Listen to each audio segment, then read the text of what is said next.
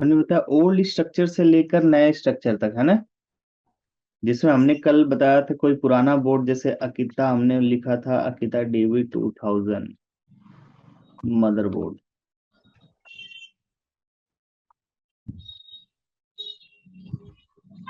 इस टाइप का ये मदरबोर्ड होता है।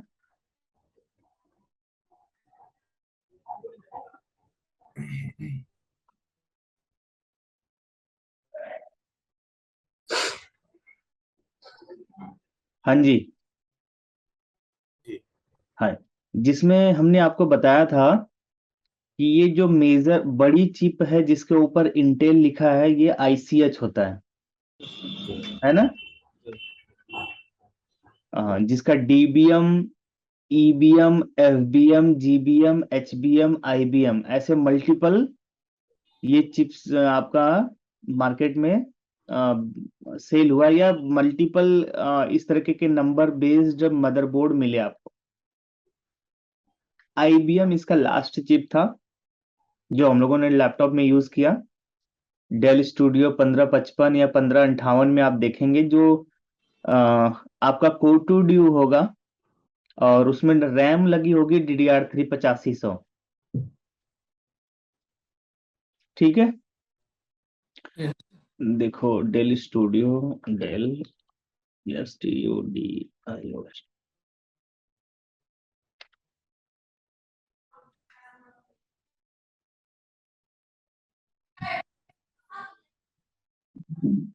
ये दिख रहा है आपको।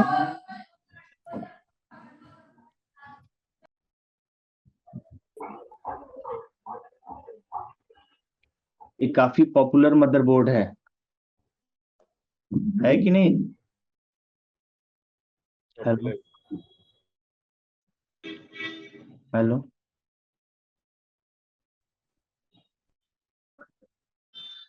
ये काफी पॉपुलर मदरबोर्ड है, डेल स्टूडियो 1555।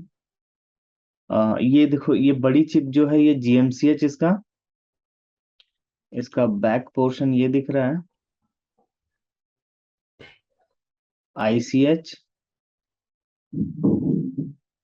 यहाँ पे आयो। अच्छा, इस बोर्ड को ध्यान से देखोगे तो आयो जैसी दो चिपें दिखेंगी आपको। देखो,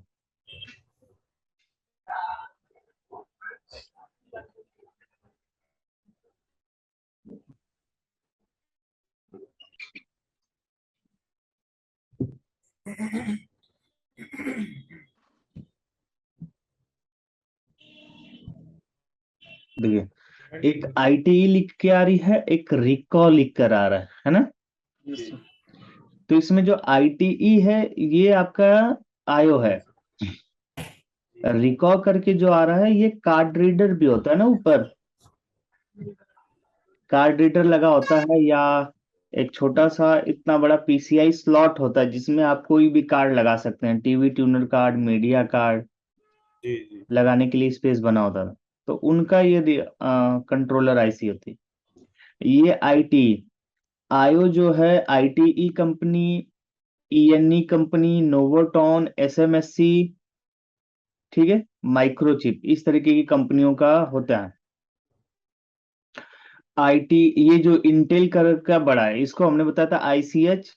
मदरबोर्ड पे जितने पेरिफेरल्स लगे होंगे, एक्सेप्ट मॉनिटर्स या स्क्रीन डिस्प्ले यूनिट को छोड़ करके बाकी जितने भी आप डिवाइसेस लगाएंगे, उनका मेन कंट्रोलर या क्या होता है, ICH होता है। आयो हर सेक्शन का, मदरबोर्ड पे मल्टीपल सेक्शन बने हुए हैं, मदरबोर्ड पे मल्टीपल सेक्शंस, या मदरबोर्ड पे मल्टीपल रेगुलेटर्स हैं जो मल्टीपल सेक्शंस को पावर प्रोवाइड करते हैं। क्या प्रोवाइड करते हैं? उन सारे सेक्शंस को इनेबल करने का काम, कंट्रोल करने का काम आयो को होता है। समझ रहे? मदरबोर्ड पे ना डिफरेंट डिफरेंट एरियाज हैं। जैसे ये कंट्रोलर है, सबका कंट्रोलर है। ये क्या है? कंट्रोलर या कमांडर। जो डायरेक्टली क्या करेगा, उनको इनेबल करेगा। जैसे होता है ना, कॉन्ट्रैक्टर होता है और उसका सुपरवाइजर होता है, जी। काम कराना है, हम्म। ये मेन कॉन्ट्रैक्टर कह सकते हैं। मेन। और हाँ, मेन कॉन्ट्रैक्टर जो बड़ा ठेकेदार होता है, हम्म। और उसका जो सुपरवाइजर होता है, जो सुबह सुबह निकल जाता है कॉन्ट्रैक्टर से पहले और सबको आदेश देता है ना, यही करता है ना कि क्या क्या काम करना है, सर ने आज क्या क्या बोला है, सारी सैलरी, सारा मेन जो डिटेल है सब, ब्लूप्रिंट किस तरीके का, जैसे मकान बनवाना है तो वो सारा चीज सारा चीज किसके पास होता है, मेन कॉन्ट्रैक्टर के पास। लेकिन उसके अकॉर्डिंग काम चालू कराने का काम किसका होता है, Supervise। हाँ सुपरवाइजर। ऐसा ही होता है ना मेरे को शायद। हाँ, ऐसे होता है। बाकी जो लेबर वगैरह वो संभालता है। हाँ जी, जी हाँ, ऐसे होता ये बात तो समझ आ रही है ना आप लोगों को। है। जी सर, बिल्कुल आ रही है। हाँ, ठीक है फिर। अब ये जो सुपर मेन तो यही होगा, मेन कंट्रोल, सैलरी डिस्ट्रीब्यूट करना, किस तरीके का, कितने फ्लोर का मकान बनेगा, कौन सा कमरा कैसा होगा, किस टाइप, कितना खर्च करना है मकान बनाने पे, वो सब डिसाइड करने वाला मेन कॉन्ट्रैक्टर है। जब ये सब डिसाइड करके बता देता है अपने सुपरवाइजर को, तो सुपरवाइजर रोज सुबह जल्दी जगता है और ऑफिस पे जा करके पहले काम शुरू कराने का काम इसी का होता है। जी। बाद में मेन कॉन्ट्रैक्टर आकर के ज्वाइन करता, देखता है कि सही काम हो रहा है नहीं हो रहा है ना। फिर सैलरी वगैरह डिसबर्स करना, सामान कोई खत्म हो गया है तो मेन डीलर जिससे आ रहा है उसको पैसे ट्रांसफर करवाना। ये सुपरवाइजर बताएगा कि ये चीजें खत्म हो गई तो मेन कॉन्ट्रैक्टर फिर ऑर्डर दे देता, फिर आता है, ये सारी चीजें ऐसे ही होता है जनरली। हम भी अपने ऑफिस में देखिए पहले लेट पहुंचते हैं, हम 2 बजे पहुंचते हैं। क्या बजे पहुंचते हैं, 2 PM। लेकिन हमसे पहले हमारे जो सुपरवाइजर हैं या जो मैनेजर हैं अंकुर जी, वो पहले पहुंच जाते हैं, है ना। ऑफिस चालू हो जाती है, सारी चीजें, सब सारा काम स्टार्ट करवाने का काम अंकुर जी का है। अगर कोई चीज रह जाता है, चीजें जिनका डिसीजन ये नहीं ले पाते, तो फिर हम जब 2 बजे अटेंड करते हैं, ज्वाइन करते हैं, तो उसका डिसीजन, मेन डिसीजन हम लेते हैं। और सारे लोग एक्चुअल में कंट्रोल किए जाते हैं मेरे द्वारा, Yes, है कि नहीं। yes, किसको रखना है काम पे, किसको नहीं रखना है, किसको सैलरी देना है, किसको नहीं देना है, वो सब हम डिसाइड करते हैं।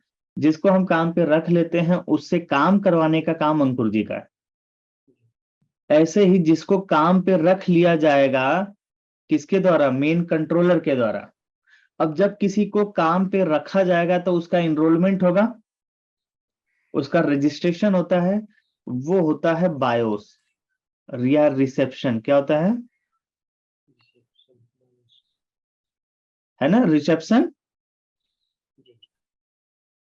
सबका एडमिशन होना, ये सारी चीजें होना, अभी रिसेप्शन भी हम ही लोग संभालते हैं जनरली, या लड़के हैं तो। ऐसे ही मदरबोर्ड में बायोस होता है। बायोस रिसेप्शन की तरह भी काम करता है या कॉन्स्टिट्यूशन की तरह काम करता है, रिसेप्शन, ठीक है। हाँ जी, जी सर। बोलो भी भाई, रिप्लाई भी करो।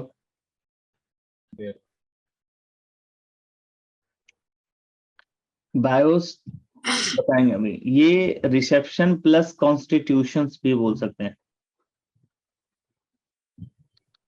कॉन्स्टिट्यूशन का मतलब संविधान, पता है कि नहीं। जी। हाँ जी, संविधान। हाँ। रूल्स रेगुलेशन, समाज में रहने के लिए जो रूल्स रेगुलेशन बनाए गए हैं, जो अधिकार हैं, क्या कर सकते हैं क्या नहीं कर सकते हैं, किन किन चीजों को किस के लिए आप बाउंड किए गए हैं, है ना, एक कानून बना है ना। yes, sir. हाँ, वो सारे कॉन्स्टिट्यूशन के अंदर रिटेन है।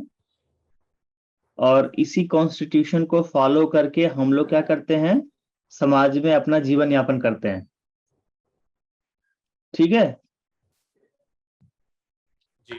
तो वो चीज होता है मदरबोर्ड में बायोस। क्या होता है, बायोस। जितनी भी चीजें ऐड होंगी, वो सबसे पहले उनका इनरोलमेंट रिसेप्शन या संविधान में होगा। ठीक है, हम लोगों को भी मिलता है ना Aadhaar card, PAN card, voter ID card, तभी तभी तो नागरिकता मिलती है। और नागरिकता इंडियन नागरिकता मिल गई तो आप इंडियन कॉन्स्टिट्यूशन आपको फॉलो करना पड़ेगा पूर्ण रूप से। क्लियर? Yes. तो बायोस के बारे में हम लोग भी पढ़ेंगे आगे चल करके। फिलहाल आपको समझ आया कि बायोस का जो भी आप डिवाइस लगाएंगे, चाहे वो हार्ड डिस्क लगाया आपने, पहले डीवीडी लगाया, आप टीवी ट्यूनर कार्ड लगा रहे हो, आप प्रिंटर लगा रहे हो, तो ये सबसे पहले इनरोल होते हैं बायोस के अंदर। सबसे पहले इनका इनरोलमेंट किया जाता है, रजिस्ट्रेशन किया जाता है किसमें? बायोस के अंदर। पहले ये रजिस्टर्ड किए जाते हैं या इनरोल्ड किए जाते हैं। जब इनरोल्ड हो जाएंगे तभी, और ये बताते भी है, बायोस बताएगा कि ये हार्डवेयर डिवाइस किस काम के लिए बनी है और ये किस लैंग्वेज में कम्युनिकेट करेगी। किससे बताएगी? पीसीएस से। किससे बताएगी? पीसीएच या आईसीएच से। ठीक है, आईसीएच या पीसीएस है, तभी ये इसको कंट्रोल कर पाएगा। उसके बाद पीसीएच उसकी इंफॉर्मेशन दे देगा आईओ को। किसको दे देगा? आईओ को, कि आप इससे ये काम करा सकते हो। ठीक है, पीसीएच उस डिवाइस को आईओ से इंट्रोड्यूस कर देगा, तो आईओ उससे काम कराना शुरू कर सकता है। अरे कैमरा घुमा दो क्या? मैंने ये साथ बड़ी दिस कैमरा। अरे आप नंगे क्यों घूम रहे हैं मैनेजर साहब? इज्जत है आपकी। कमांडर साहब आ गए। हाँ, ये कमांडर साहब है।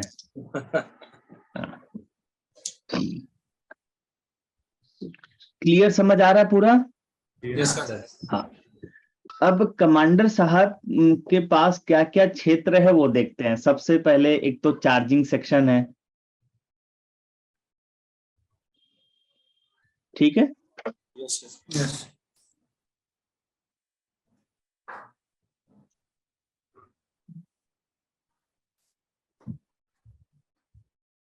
हाँ चार्जिंग है। ठीक है, और इवन आपका पावर इन सेक्शन है। पावर इन को भी नजर रखी रहते हैं कि पावर सही हो रहा है कि नहीं हो रहा है, या पहले पावर इन लिखना था। चलो।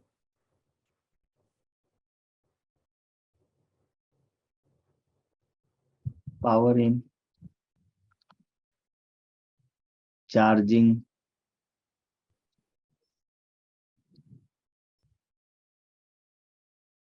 ठीक है, इसके बाद आपने पढ़ा होगा, नहीं पढ़ना है आपको, 3 वोल्ट 5 वोल्ट का रेगुलेटर प्लस 3.3 वोल्ट का रेगुलेटर होता है मदरबोर्ड पे, प्लस 5 वोल्ट का रेगुलेटर होता है। रेगुलेटर समझ आ रहा है ना? Yes sir. रेगुलेटर वर्ड नाम बोलते ही दिमाग में फिगर बन जा रहा है ना? आउटपुट। फिर रैम रेगुलेटर होता है मदरबोर्ड में। क्या होता है?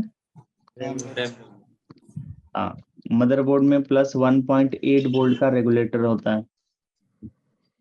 मदरबोर्ड में हो सकता है प्लस 1.0 वोल्ट का रेगुलेटर भी हो सकता है प्लस 0.95 वोल्ट का रेगुलेटर भी हो। ठीक है, अगर ग्राफिक्स कार्ड है, क्या है? Graphics card. हाँ, ग्राफिक्स कार्ड है, ग्राफिक्स कार्ड से पहले प्लस 1.05 वोल्ट का भी होता है, 0.5 वोल्ट का रेगुलेटर। ठीक, ग्राफिक्स कार्ड वीजीए कोर बोलते हैं। क्या बोलते हैं? वीजीए कोर, सीपीयू कोर, ये सब रेगुलेटर हैं। CPU, GFX. ठीक है, USB section, audio section,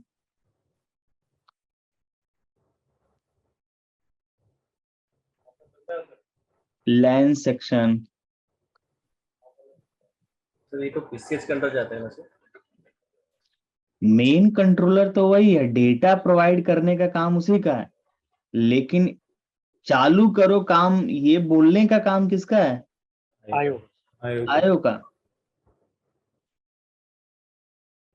keyboard and mouse. ठीक है, Yes. ट्रैक पैड सेक्शन हो गया है ना, जी तो वही कीबोर्ड एंड टच पैड। ठीक है, ऐसे और भी कई सेक्शंस आपको मिलेंगे। ठीक है, इन सारे सेक्शन को इनेबल करने का काम या स्टार्ट करवाने का काम, कि काम शुरू करो भाई, क्या काम करना है कैसे काम करना है वो तो मेन कंट्रोलर कंट्रोल करेगा, लेकिन काम शुरू करने का आदेश देने का काम किसका है? आयो आयो का। ठीक है, Yes. अब इन सारे सेक्शंस के लिए, जैसे USB section, audio section, LAN section, keyboard and touch का, इन सब के सारे सेक्शन को कुछ ना कुछ पावर चाहिए। क्या चाहिए? पावर। वो पावर जनरेट होगी रेगुलेटर्स के माध्यम से। किसके माध्यम से? Regulator. और उन रेगुलेटर्स को भी इनेबल कराने का काम वन बाय वन आयो का ही है। क्लियर? मदरबोर्ड एक डेटा लेवल की आईसी समझ लीजिए, पूरा टोटल ये क्या है? डेटा फॉर्मेशन की आईसी है। पूरा मदरबोर्ड किसके लिए बनाया गया है? एक्चुअल में डेटा फॉर्मेशन के लिए ही तो बनाया गया है। तो पूरे मदरबोर्ड को पावर, क्लॉक, रीसेट, इनेबल चाहिए, तभी तो डेटा आएगा। क्लियर?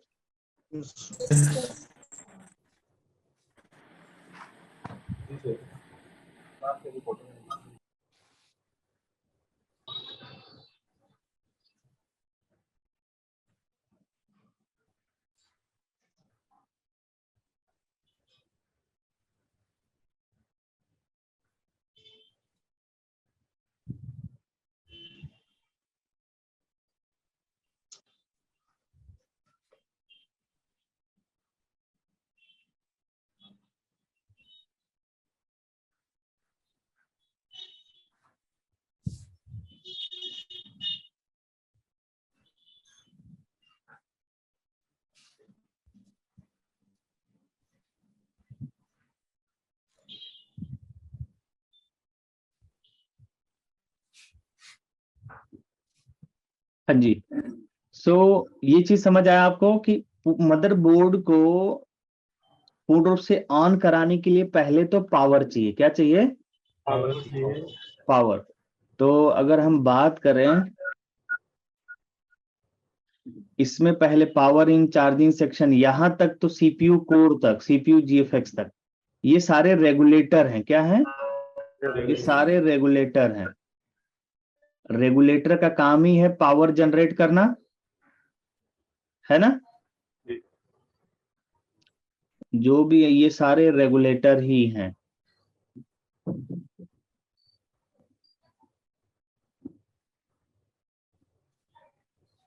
ठीक है, पावर इन चार्जिंग सेक्शन, ये भी रेगुलेटर, चार्जिंग रेगुलेटर। ठीक है, ये भी पावर। तो ये सारी चीजें मिलकर के स्टार्टिंग में क्या कंप्लीट हुआ?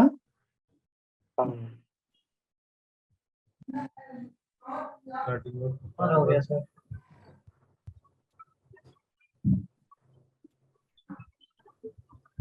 ये सब पावर ही कंप्लीट हुआ। क्या कंप्लीट हुआ? मदरबोर्ड का पावर। इसके बाद क्लॉक सेक्शन जनरेट होता है। क्या होता है? अब इसके बाद मदरबोर्ड पे क्लॉक सेक्शन आता है। क्लॉक सेक्शन ही पूरा मिलेगा या ये क्लॉक सेक्शन पीसीएच के अंदर होता है? या तो अलग से क्लॉक सेक्शन ही होगा, या ये क्लॉक सेक्शन नए मदरबोर्ड में किसके अंदर होता है? हाँ, तो मदरबोर्ड में मल्टीपल क्लॉक्स बनती हैं। जैसे 32 किलो हर्ट्स है ना, किलो हर्ट्स, 33 मेगा हर्ट्स। आपके मदरबोर्ड में ना बाद में क्या बनेंगे, क्लॉक्स बनेंगे, क्लॉक सिग्नल। 32 किलो हर्ट्स की पहली फ्रीक्वेंसी बनती है, क्या बनती है, 32 किलो हर्ट्स, 33 मेगा हर्ट्स, ठीक है, 25 मेगा हर्ट्स, हो सकता है 24 मेगा हर्ट्स भी हो, कहीं ना कहीं 14 मेगा हर्ट्स की क्लॉक सिग्नल होगा।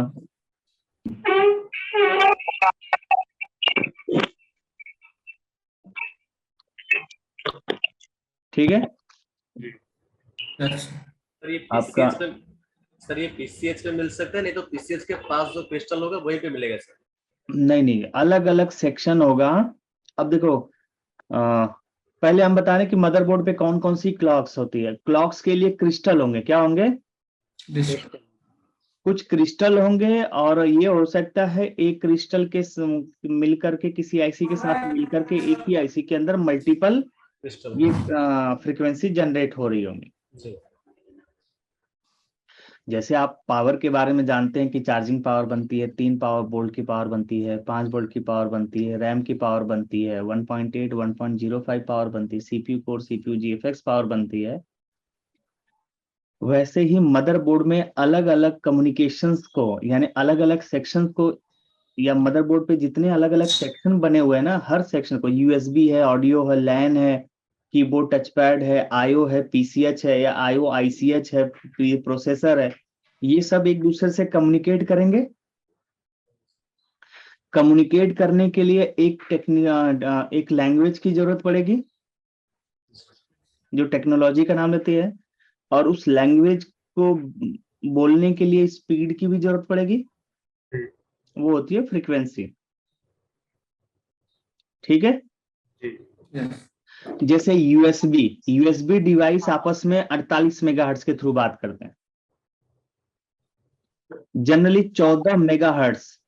देखो जैसे ये है ना, यहाँ पे एक आईसी लगी हुई है ब्रॉडकॉम, या यहाँ एक क्रिस्टल और एक आईसी लगा हुआ है, यहाँ पे ये 14 मेगाहर्ट्ज का क्रिस्टल होगा और ये आईसी होगी, ये मल्टीपल फ्रीक्वेंसी जनरेट करेगा, मल्टीपल क्लॉक सिग्नल जनरेट करेगा। 14 मेगाहर्ट्ज का रिसीव करेगा ये आईसी, और इस 14 मेगाहर्ट्ज से मल्टीपल फ्रीक्वेंसीज जनरेट करता है।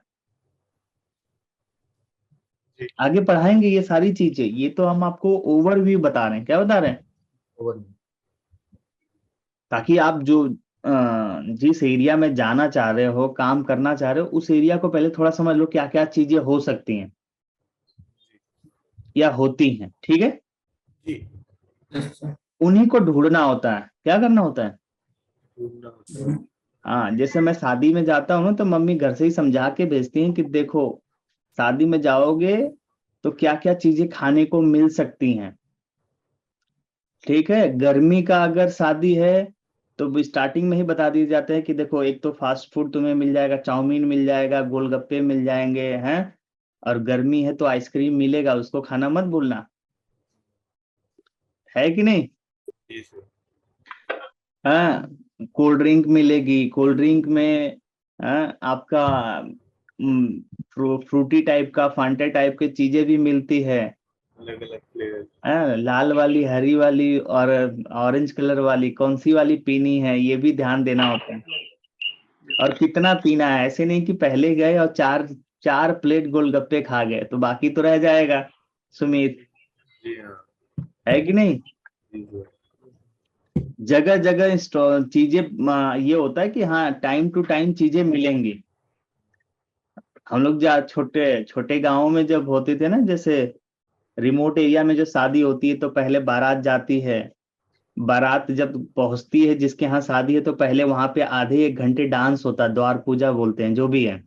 जी उस दौरान कुछ लोग पानी पीने का कार्यक्रम शुरू हो जाता है, मिठाइयाँ और कोल्ड ड्रिंक वाला।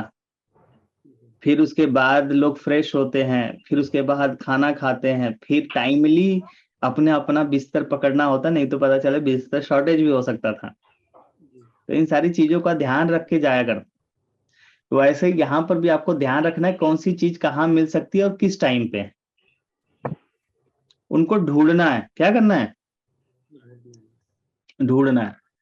तो ऐसे यहाँ पे पहले तो पावर पूरी बनेगी, फिर मदरबोर्ड में क्लॉक सिग्नल बनेगा। क्लॉक सिग्नल के लिए अलग अलग क्रिस्टल हर एक सेक्शन के पास लगा हो सकता है जी हाँ।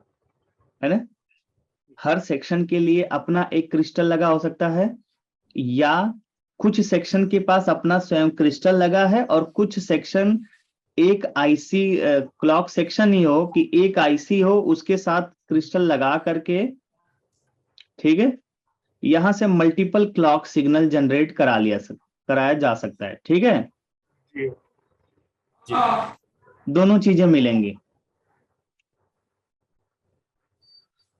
जी हमें ढूंढना होगा कि किसकी फ्रीक्वेंसी कहां से मिल रही है। अक्षय,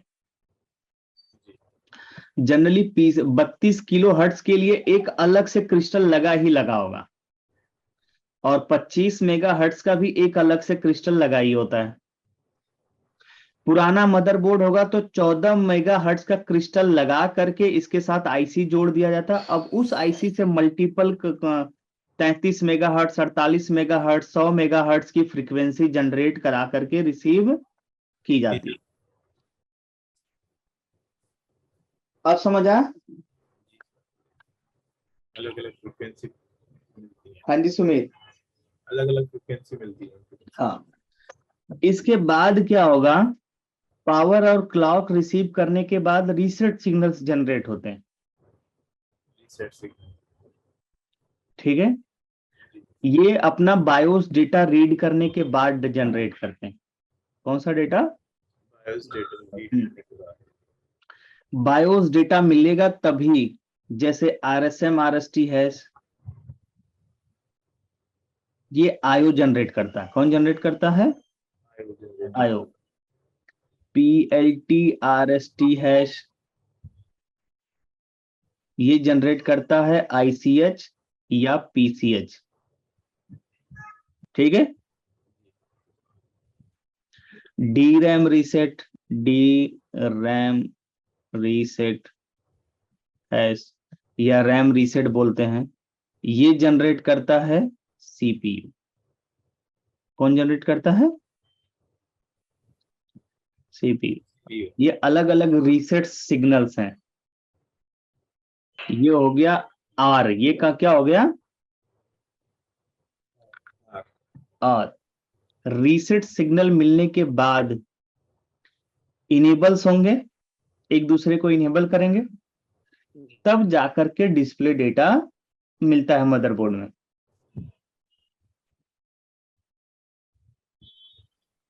क्लियर? जी सर। तो ये इन्हीं चीजों पे हमें काम करना है। आगे चल करके हम लोग पढ़ेंगे कि किस किस टाइप के मदरबोर्ड हैं।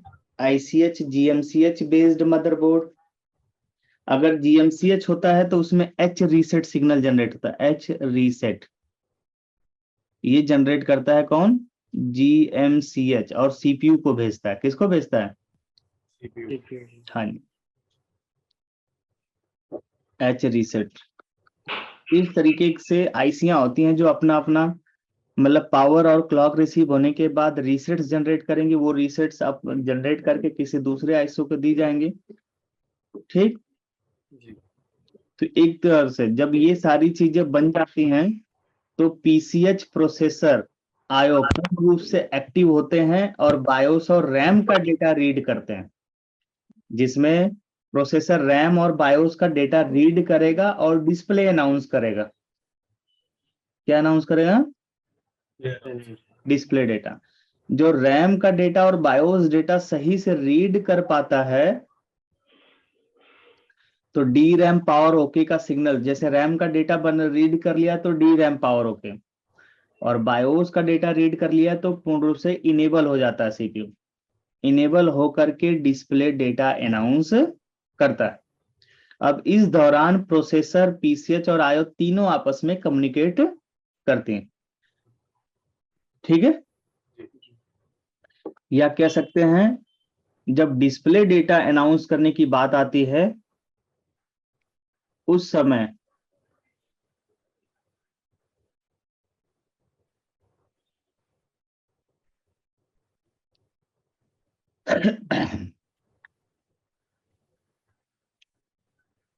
डिस्प्ले डिस्प्ले डेटा बनाना म्यूजिक क्रिएट करने के जैसा है। किसके जैसा है? म्यूजिक क्रिएट करने के हाँ, जैसे है कि कोई सुमित है गिटार बजा रहा है, अक्षय है हारमोनियम बजा रहे हैं, मितेश भाई हैं तबला बजा रहे हैं, हाँ? लोकनाथ हैं झुनझुना बजा रहे हैं, संजीव जी हैं वो भूप होता है ना, क्या बोलते हैं, ग्रामोफोन।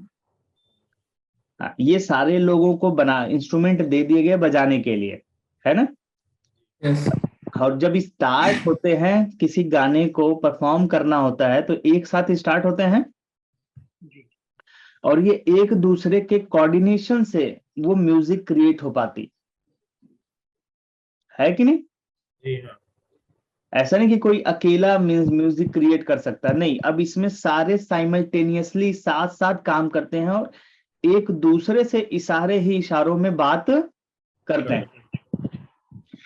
ऐसे ही मदरबोर्ड पे बायोस, आईओ, ठीक है, आईसीएच, जीएमसीएच या पीसीएच कह सकते हैं ना। अगर ग्राफिक्स है तो वीजीए, जी हाँ।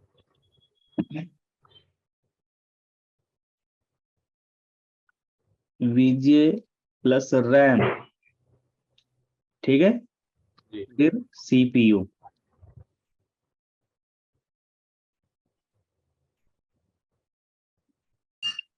ये सारे एक साथ मिल करके, ठीक है, साइमल्टेनियसली वर्क करेंगे। जी हाँ। ये सारे वर्क करके डिस्प्ले डेटा जनरेट करते हैं, ठीक है।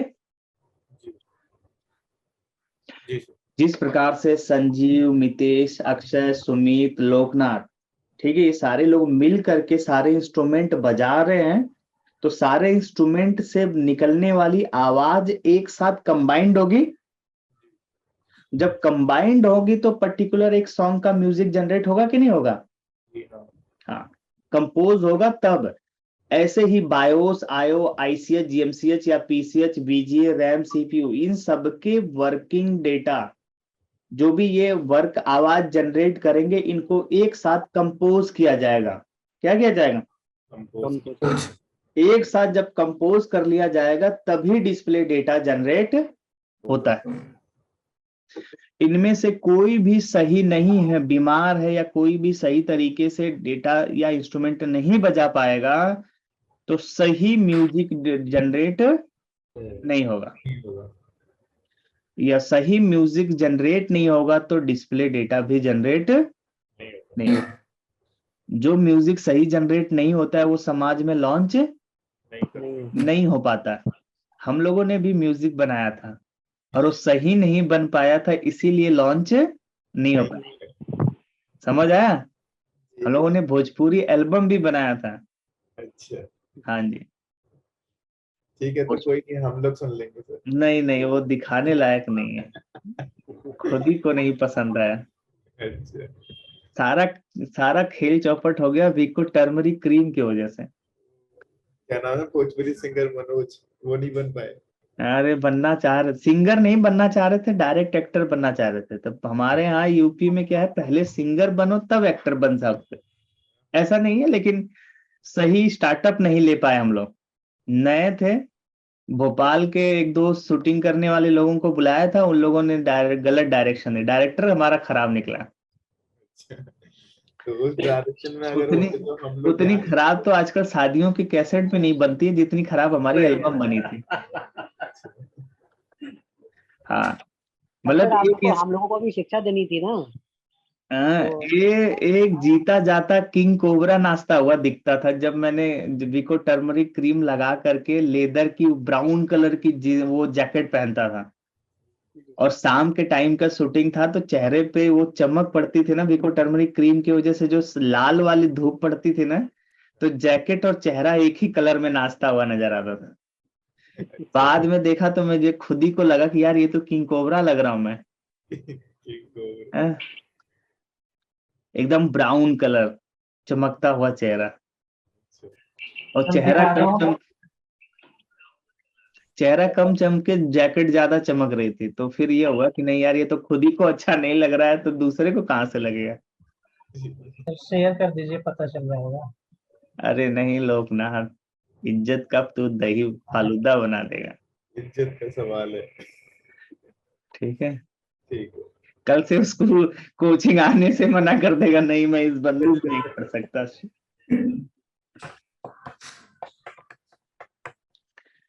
चलो फिलहाल ये सारी चीजें समझ आ गई। Yes. सभी लोगों का एक दूसरे से सही कोऑर्डिनेशन होना जरूरी है, तभी डिस्प्ले आएगा। तभी डिस्प्ले आएगा। ठीक है लोकनाथ, हाँ, सही डिस्प्ले आना भी जरूरी है, डिस्प्ले सही आना जरूरी है। इन्हीं चीजों पे हम लोग काम करेंगे आगे चल करके, यही सारी चीजें हम पढ़ने वाले हैं। किसकी क्या रेस्पॉन्सिबिलिटी है, किसको काम कराने के लिए कहाँ से पावर, कहाँ से क्लॉक, कहाँ से रीसेट सिग्नल मिलेगा, किस प्रकार से वो आईसी इनेबल होगी, और डेटा कहाँ से जनरेट होगा, और किस प्रकार का डेटा जनरेट होगा। पहले हम सेपरेट 1 बाय 1 हर एक सेक्शंस के बारे में पढ़ेंगे। फिर जब हम डिस्प्ले के लिए बात करेंगे तो कौन कौन सी बायोस, आईओ, पीसीएच और रैम, सीपीयू, इन ये सब कोऑर्डिनेट करके किस तरीके से डेटा, डिस्प्ले डेटा जनरेट करती हैं, और वो हमें कहाँ रिसीव होनी चाहिए, इन सब बातों के बारे में हम पूरे कोर्स में पढ़ेंगे। समझ आ गया?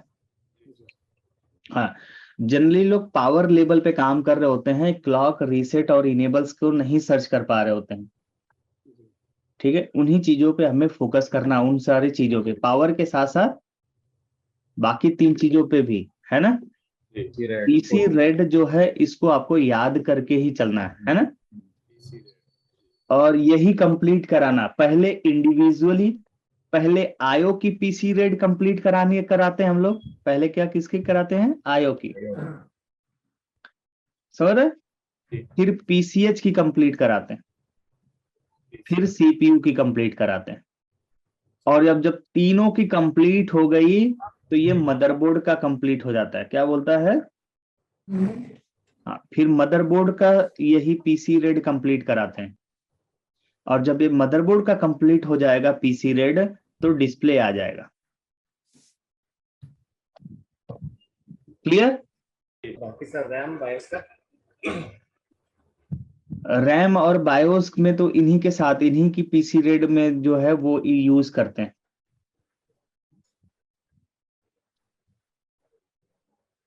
ठीक है, ऐसे तो अक्षय हर रैम का, आपका भी बात सही है, रैम का भी चाहिए हमें, बायोस का सेक्शन भी, बायोस का भी कंप्लीट कराते हैं, लैन सेक्शन का भी कंप्लीट कराते हैं, जितने भी डेटा के है ना, हर एरिया को ऑलमोस्ट कंप्लीट कराते हैं। तो आप चलो इसका भी लिख ही लो, रैम का भी और बायोस का, ये सारा कंप्लीट करा करके हमें डिस्प्ले डेटा प्राप्त करना है। ठीक है, आइडिया लग गया कि मदरबोर्ड पे हमें शुरुआत क्या करना है, काम कैसे करना है, क्या क्या काम करवाना है। अब आपको मदरबोर्ड में हमने बताया कि आईसीएच बेस्ड मदरबोर्ड मिल सकता है, या पीसीएच बेस्ड मदरबोर्ड मिल सकता है ना, या एसओसी, ये एसओसी बेस्ड मदरबोर्ड हो गया। Yes.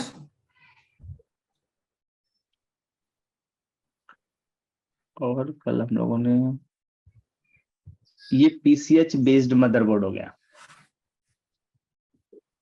क्लियर? Yes. हाँ, अब हम स्टार्ट करेंगे मदरबोर्ड पे पावर इन सेक्शन से। कैसे शुरुआत करेंगे? या अगर सीएमओ सेल लगा होता है तो आरटीसी सेक्शन सबसे पहले मदरबोर्ड पे एक्टिवेट होता है। और हमारा जो है मदर सिलेबस भी वैसे ही लिखा हुआ है। अब ये जो सिलेबस है ये 1 by 1 आपका सेक्शन वाइज है, ठीक है। अगर ये सिलेबस भी याद हो जाता है ना तो हाउ टू ट्रेस एनी या ट्रबल शूट एनी मदरबोर्ड का सीक्वेंस मिल जाएगा। क्लियर? ये पूरा सिलेबस ही हम याद कराने की कोशिश करेंगे अगले 2 महीनों में। मदरबोर्ड को ट्रेस करना होता है ना नीरज भाई, तो सबसे पहले मदरबोर्ड पे आरटीसी सेक्शन चेक करते हैं, उसके बाद DC in section, power in section check किया जाता है, फिर distribution of power in power SRC adapter की पावर का, उसके बाद चार्जिंग सेक्शन एक्टिवेट होता है, formation of LDO 3 volt and distribution होता है, या चार्जिंग से भी पहले एलडीओ हो जाता है, ये आगे पीछे, ठीक है। फिर बेसिक रिक्वायरमेंट ऑफ आईओ, फिर मदरबोर्ड को ट्रिगर लॉजिक पढ़ते हैं, फिर 3-5 का हो गया, फिर ईसी बायोस के बारे में पढ़ते हैं और मेन बायोस के बारे में भी पढ़ते हैं, कई बार एक ही बायोस होती है। आईओ प्रोग्रामिंग है, वोल्टेज बिल्ड सर्किट के बारे में हम लोग पढ़ेंगे, 15 वोल्ट क्या है, फिर conversion about SLP4 S4 on सस्प, ये सब पढ़ेंगे, ट्रिगर लॉजिक में ये सब समझ आ जाएगा। सच सप्लाई फॉर्मेशन पढ़ेंगे, रैम रेगुलेटर पढ़ेंगे, उसके बाद S3 स्टेट की पावर्स पढ़ेंगे। ये 1 by 1 सारा क्या है, ऐसे ही मदरबोर्ड को चेक भी किया जाता है, ठीक है। इसी सीक्वेंस में मदरबोर्ड चेक होता है, सीपीयू कोर बनता है, फिर क्लॉक सेक्शन, फिर जीएफएक्स, ठीक है। ये सारी चीजें, उसके बाद तो ये स्कीमेटिक्स हैं, ये सारी किस तरीके से इन सब चीजों को ट्रेस किया जाता है वो सारा।